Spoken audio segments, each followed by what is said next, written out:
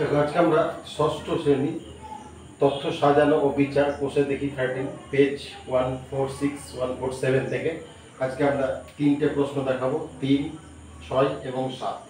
দেখো এখান থেকে আমরা প্রথমে 3 নম্বর প্রশ্নে যাব। এখানে লেখা আছে ফল, তারপরে হচ্ছে বন্ধুর সংখ্যা।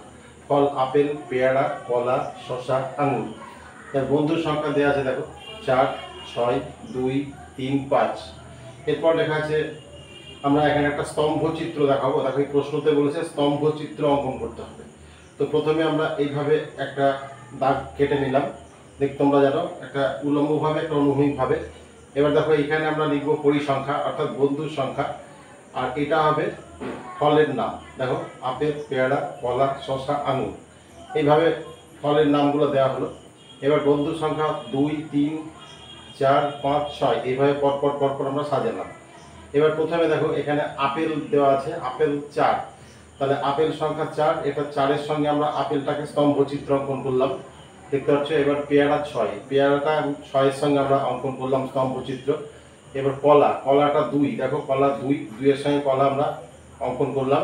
তারপরে শসা 3-এর সঙ্গে অঙ্কন করলাম। আর আঙুর 5, তাহলে আঙুর 5-এর সঙ্গে এইগুলো অঙ্কন করা হলো। এইভাবে তোমাদের স্তম্ভ চিত্রটা খুব সহজভাবে দেখানো হলো।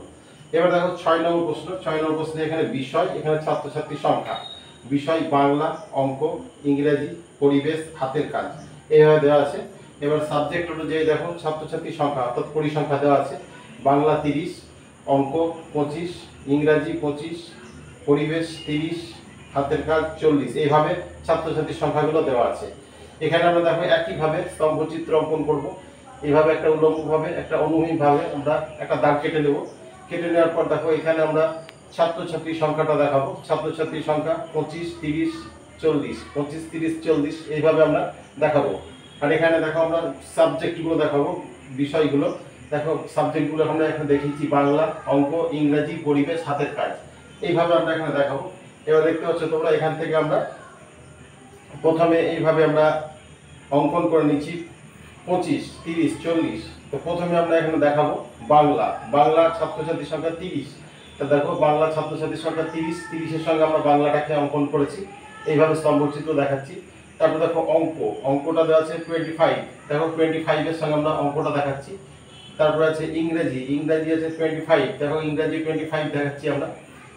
তারপরে আছে ইংরেজি পড়া আছে পরিবেশ 30, দেখো পরিবেশটাকে আমরা 30-এর সঙ্গে দেখাচ্ছি, এটার মতনই একদম বাংলার মতনই। তারপরে যে হাতের কাজ 40, দেখো হাতের কাজটা আমরা 40-এর সঙ্গে দেখাচ্ছি। এইভাবে স্তম্ভচিত্রটা আমরা সম্পূর্ণরূপে তোমাদের অঙ্কন করে দেখানো হলো। এবার দেখো 7 নম্বর প্রশ্ন। 7 নম্বর প্রশ্নে এখানে একটা ছকে আমরা দেখতে পাচ্ছি লেখা আছে বার, তারপরে ব্যাগ বিক্রি সংখ্যা। বার সোম থেকে দেখো শনি পর্যন্ত দেওয়া আছে, সোমবার, মঙ্গলবার, বুধবার, বৃহস্পতিবার, শুক্রবার, শনিবার, এইভাবে বারগুলো দেওয়া আছে। এবার ব্যাগ বিক্রির সংখ্যা 40, 30, 35, 25, 20, 30। সোমবার ব্যাগ বিক্রির সংখ্যা 40, মঙ্গলবার ব্যাগ বিক্রির সংখ্যা 30, বুধবার ব্যাগ বিক্রির সংখ্যা 35, বৃহস্পতিবার ব্যাগ বিক্রির সংখ্যা 25, শুক্রবার ব্যাগ বিক্রির সংখ্যা 20, শনিবার ব্যাগ বিক্রির সংখ্যা 30। এবার দেখো আমরা এখানে এটা ব্যাগ বিক্রির সংখ্যা অর্থাৎ পরিসংখ্যা, আর এই অনুভূমিক যেটা সেটা আমরা এখানে বার হিসাবে দেখাচ্ছি। এইভাবে তোমাদের স্তম্ভচিত্রটা আমরা অঙ্কন করব। তো এখানে দেখতে পাচ্ছি সোমবার ব্যাগ বিক্রির সংখ্যা 40, তাহলে দেখো এইভাবে আমরা সংখ্যাগুলো দেখিয়ে দিয়েছি। এবার 40টা এখান থেকে আমরা ব্যাগ বিক্রির সংখ্যা সোমবার দেখাচ্ছি 40। মঙ্গলবার 30, এইভাবে আমরা মঙ্গলবারটা 30 পর্যন্ত দেখাচ্ছি, দেখতে পাচ্ছ। তারপরে বুধবার 35, বুধবারটা আমরা এখানে 35 পর্যন্ত দেখালাম। এবার বৃহস্পতিবার 25, দেখো 25 বৃহস্পতিবার, এভাবে আমরা দেখাচ্ছি। তারপরে শুক্রবার 20 দেখানো হচ্ছে। তারপরে শনিবার 30, দেখো শনিবার 30, এইভাবে শনিবার 30 পর্যন্ত আমরা দেখালাম। এইভাবে বার ভিত্তিক আমরা স্তম্ভচিত্রগুলো তোমাদের সুন্দরভাবে অঙ্কন করে দেখালাম। তোমরা আরো সুন্দর করে এগুলো অঙ্কন করবে, আশা করবো খুব সহজেই তোমরা এগুলো বুঝতে পেরেছো।